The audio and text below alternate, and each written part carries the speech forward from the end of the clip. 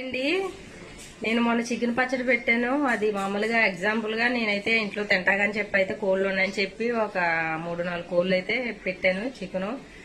అయితే అది నేను కొంతమందికి అయితే మా ఫ్లాట్ లో ఉన్న వాళ్ళకి, కొంచెం బయట ఇళ్లలో కోవిడ్ ఇంట్లో పనిచేస్తున్న వాళ్ళకి కొంచెం కొంచెం ఇచ్చాను.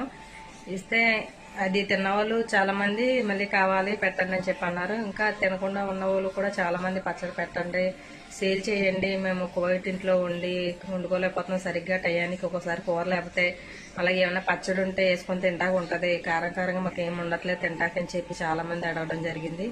దానికోసం నేనైతే చికెన్ పచ్చడి ఇలా కోవిడ్ ఇంట్లో ఉన్న వాళ్ళకి సేల్ చేద్దామని అయితే నేను అనుకుంటున్నాను. అదైతే ప్రిపేర్ చేసాం, అయిపోయింది.